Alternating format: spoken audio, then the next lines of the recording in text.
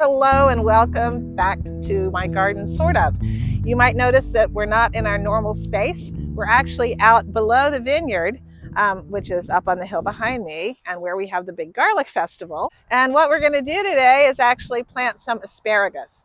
Now, behind me, and you can see where it's tarped, we planted garlic a few years ago, but these beds haven't really been used since.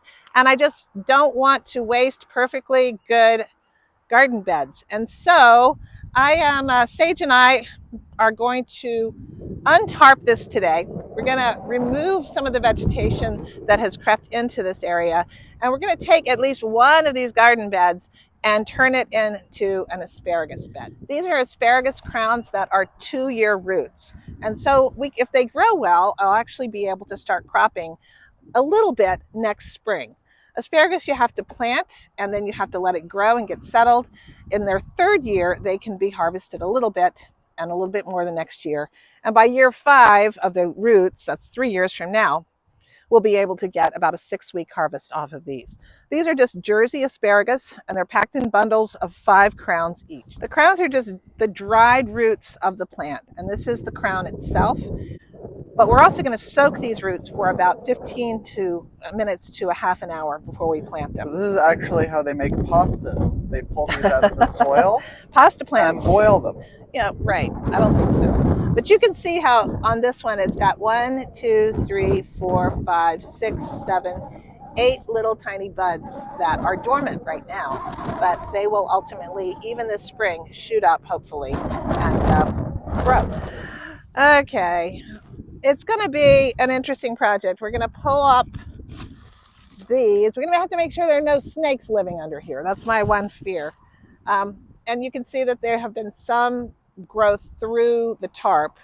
This is the edge, so we want to get rid of anything that's growing into the bed here, like this. So we'll have to dig that out. I think we're going to go ahead and eventually mow around and put a border around here. But for today, I just want to get this bed planted, and we'll see how it is. This was a no-dig bed that I made now 3 years ago, maybe 4, for planting garlic, and it really hasn't been used since. So it'll be nice to make this area productive again. We've taken the tarps off of this one bed, and what has to happen is we're going to dig a trench about 12 inches deep. And you can see, because it was a no-dig bed, it's pretty easy, isn't it, Sage? No, it's really hard. I'm dying. He's dying of exhaustion already. I've got these soaking. As long as they soak for about 15 minutes before planting and about half an hour, just get some rehydrated. And then they'll be a little bit more ready to go in the ground. Now, Sage is over here busily working, digging a trench. And you can see that the soil is pretty nicely amended already with a very thick layer of compost that was in. And it's been sitting fallow for 2 years, really. All right, so what we're doing now is now the trench is dug to about 8 to 12 inches, and we are making mounds that are about 3 inches high and about 8 inches across. We're putting them every about foot to foot and a half, and we're going to need to have 25 mounds.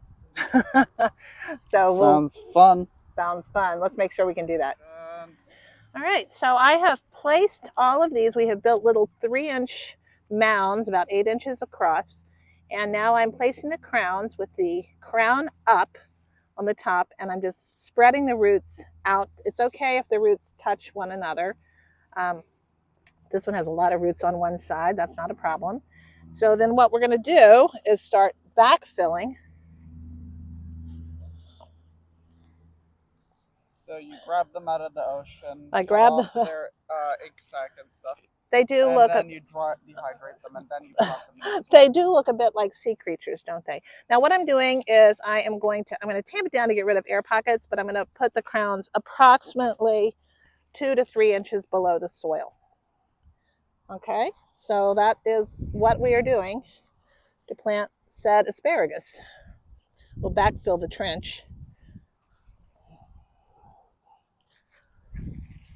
All right. So we'll water them in well, and the first year while they're growing, if it's not raining, we're going to make sure they get 1 inch of water a week. We'll probably have some sprouting this year. And That's all well and good. But we won't harvest what we see this year. We'll have to be patient with ourselves, and we'll have to just wait, which is hard with asparagus because we all want asparagus. Okay, we'll fill in the trench in the center, mound it up. So this asparagus will be ready to start harvesting, maybe a few next year because these are 2-year crowns. If you buy 1-year crowns, then you need to wait a little bit longer. But this is what the seed store had. So this is what I got. In an David Attenborough accent, like Would it say something like that?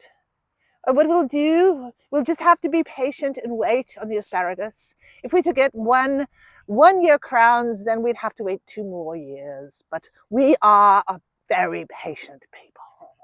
Is that good enough? Why David Attenborough? That'd be a good April Fool's. Is it April yet? Tomorrow will be April Fool's. So just do the whole thing. David. I don't know. People from England might be insulted with my bad English accent. I don't want to hurt people's feelings. Make it sensitive about such things. The sage is giving this a good watering in. It's going to need a bit more than that. Really saturate it in good. But we will do that. We have one 20-foot double row of asparagus planted, and we have about 7 more plants and another double row over in where sage is watering now.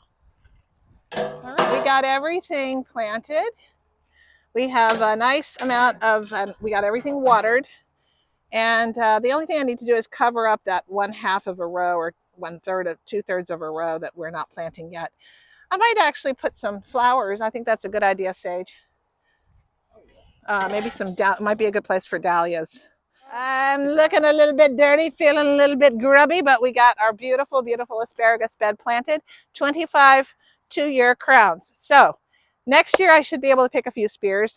The year after that, I'll be able to harvest more. So by 5 years, we'll be harvesting full up. That's in 2 more years. So what I'm going to do, I'm going to watch this, and as the spears start to come up, I'm going to mulch them in further. I'm then going to put a nice layer of hay mulch or straw mulch down for the summer to help retain moisture and keep weeds out of this bed. Like anything, asparagus doesn't like competition from grass. And as you can see, we're in the middle of a field of grass and weeds. So we want to make sure that that definitely is not the case. So thank you so much for watching. This is my year to plant some new things for me, and it's nice to start an asparagus bed that will be here for a very long time. The one that my dad planted at the house, probably planted 35 years ago. When I was a kid growing up here, there was asparagus that my great-grandmother planted, I don't know how long ago, when we were eating that. So it's a good perennial crop, and not only that, it's just delicious. You don't think Tuxie will sneak out? Oh, I think poor Tuxie, who's 19 and a half years old, is probably not going to wander out. But our Tuxie loves asparagus, and he will rouse himself from wherever he is to come and steal asparagus directly off your plate. And even though he's 19 and a half and pretty slow, he's pretty darn sly. He's the dog. He is, but he is the greatest. Take care. Bye. Thank you to Sage, who didn't want to be on camera much today, but was a big help in this project. Who's Sage? I don't know. He's some dude that comes around and helps sometimes.